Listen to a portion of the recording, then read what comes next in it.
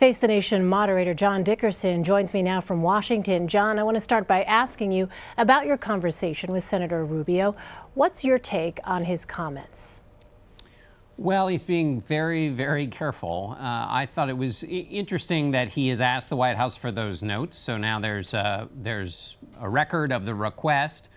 Will they be turned over to the Senate Intelligence Committee? That's yet another thing to ask about. There's also requests in for the tapes the president says that may exist in the White House. And also, of course, former Director James Comey is going to be turning over his memos that he wrote about his contacts with the president at some point before his testimony. The question here really gets to was the president trying to meddle, and you have to know what his state of mind was, and so to the extent you can put all these pieces together, which would include the conversation Director Comey says they had in the Oval Office, in which the president said that he should let go of the investigation into Michael Flynn, those could build a picture of what the president's state of mind was.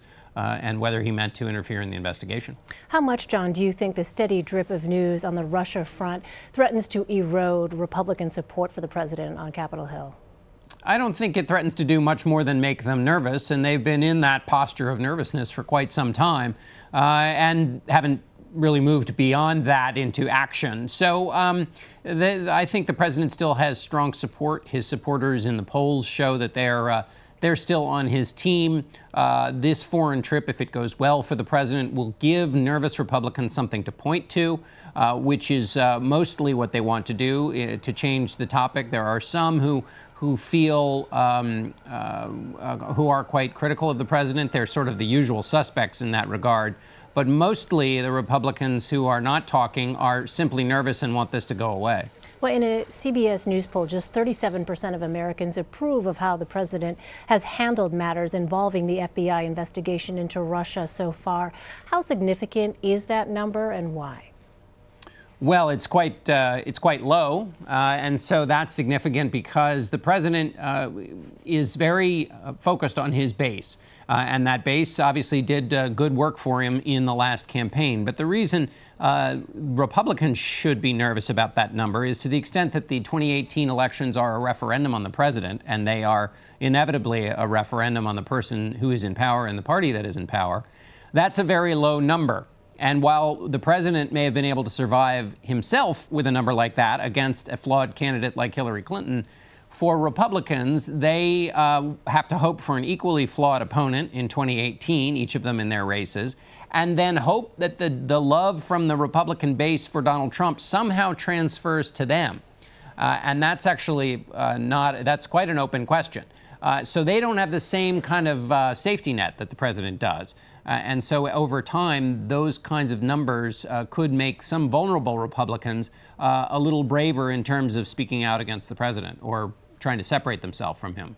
Well, John, I also want to ask about the president's first major overseas trip. Earlier, he spoke in Saudi Arabia. He specifically singled out Iran for supporting Syrian President Bashar al-Assad. He did not mention Russia's role in supporting Assad. Who are the different audiences here for the president, and what was the message he was trying to send? Well, the message he was trying to send by spending his first trip by going to Saudi Arabia, there are a number of messages. One is that he's trying to create this Muslim coalition against extremism. He's sending a clear signal towards Iran, which is the sworn enemy of Saudi Arabia, that he's not on their team. And I think he's trying also to show that he can do something to go after what he says is the #1 foreign policy challenge, which is the threat from ISIS and extremism. So this is very much in keeping with the way he campaigned, except for that notable departure where he has given a speech today about Islam, which is a religion that he spoke much more negatively about during the campaign. And I think the domestic political ramifications of this are that his supporters are not going to be bothered by the disconnect between candidate and President Trump.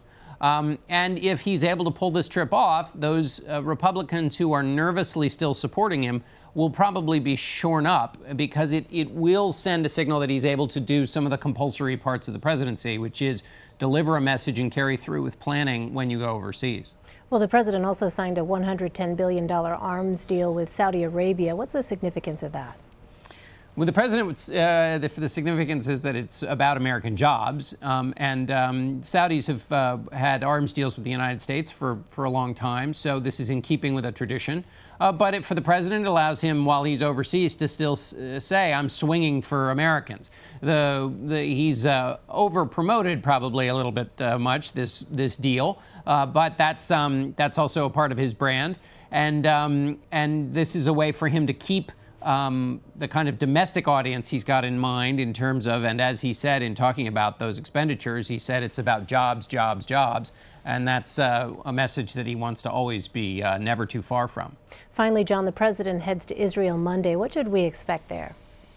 Well, a strong ally, Israel, and the president has been very forceful in his support of Israel. But the question is, what kind of a reception will he get? There's been a little bit of kind of bumps in the road in the relationship with respect to what the president may have disclosed in the Oval Office. The Washington Post reports that he disclosed something to the Russians that was given to him by the Israelis. So we'll see if there's any tension there. And also, of course, there are ongoing issues with Israel. So we'll see if it's I mean, he really got a warm, wonderful bath of love there in Saudi Arabia, and we'll see if Israel is able to meet that standard. All right, John Dickerson in Washington for us. John, thank you. Thanks, Elaine.